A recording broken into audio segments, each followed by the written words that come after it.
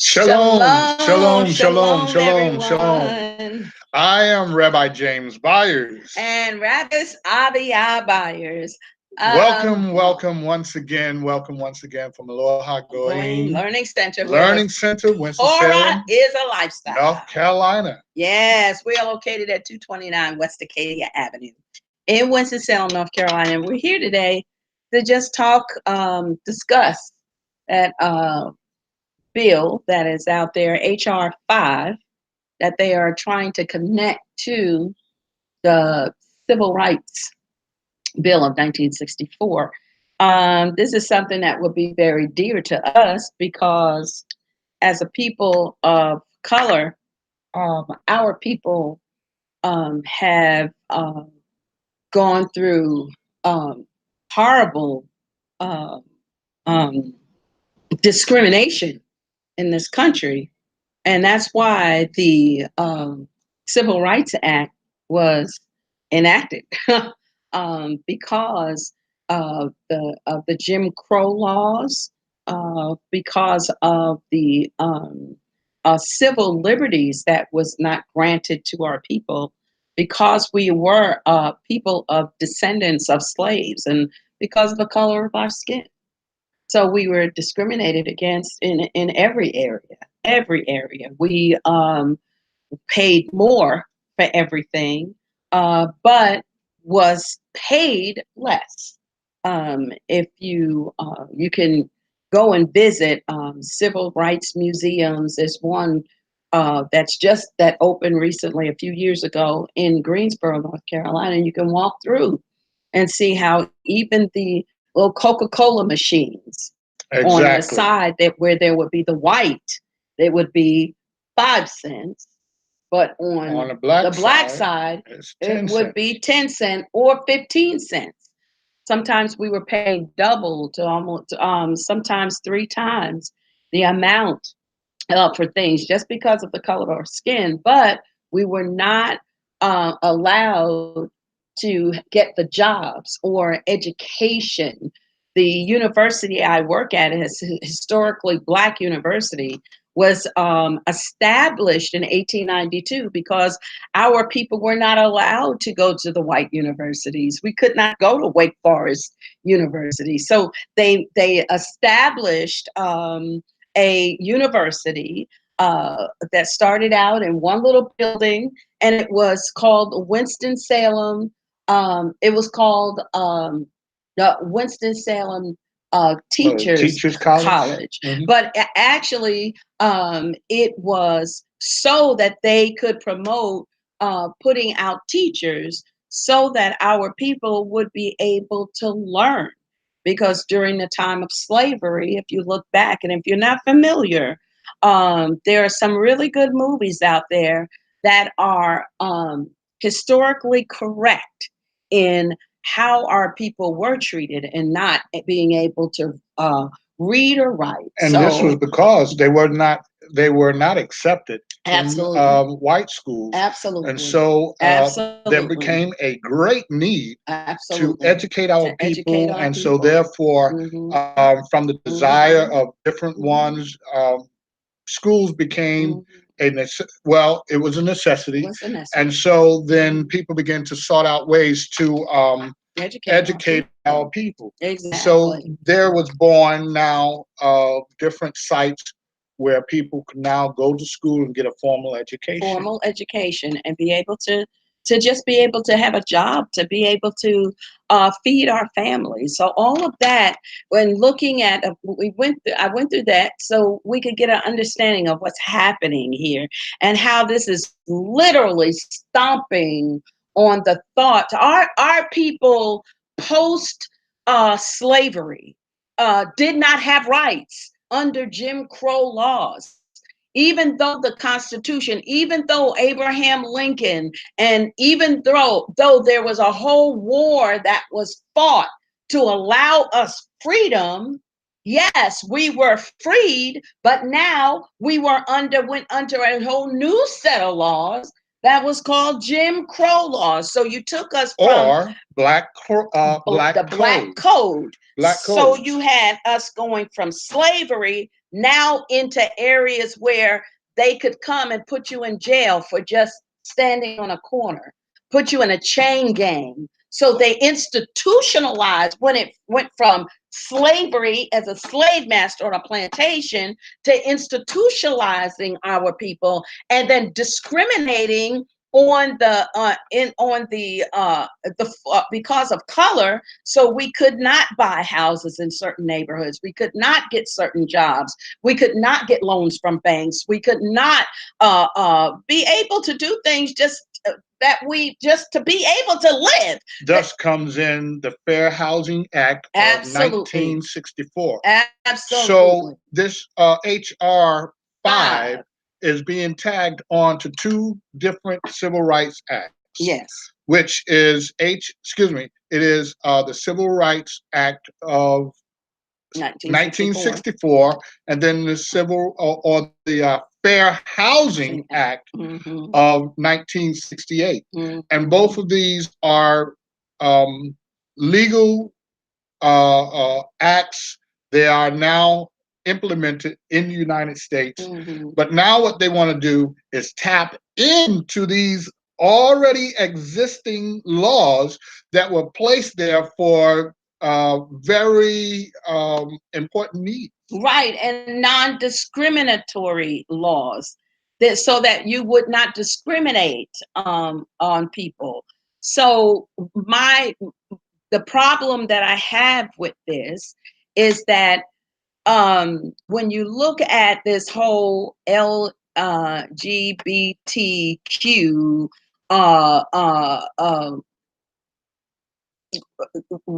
agenda, because it is an agenda, because now you cannot even turn on a television show, even a children's show, without them having some kind of influence. So first of all, let's talk about that. We weren't given, the Civil Rights Act was not implemented because we had money and was able to influence the networks and television and these. Come on now, let's be real. And so this just throws mud in the face of everyone who died for those during that civil rights movement. Every family member that lost people, and I'm talking not just Black people, but those who are white, who got their lives taken because they took a stand and said, how you are treating these people is wrong, and we're not going to stand for it anymore. It's inhumane. People treat their dogs better than they treated Black people. And still today, it's still the same thing, because we still have our brethren being shot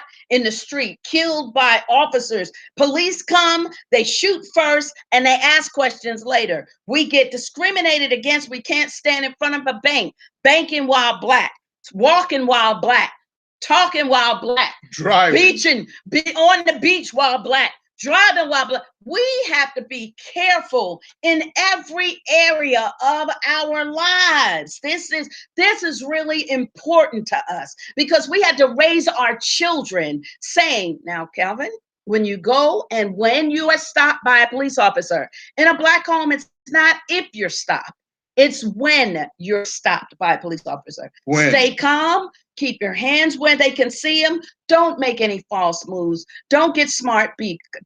Speak to the officer pleasantly and be very respectful, because they will take you out. That's our life. So when you say we want the same liberties, but you can turn every television show, you have the capability to turn every television show into a lesbian or gay promoted agenda.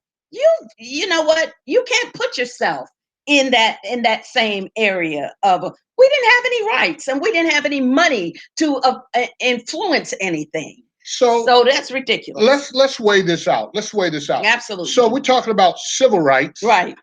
And now let's bring in what Yahweh says, what God says, the creator of all mankind. Now, he created both male and female. And so you have this third entity that wants to part ways in this and say, hey, we weren't created too. Well, Yahweh says that's an abomination. So I'm going to stick with Yahweh that's on what this. He said. That's all so if Yahweh says it's an abomination for a man to take a man, a woman to take a woman, this were not meant to be. And so here's plain language on that.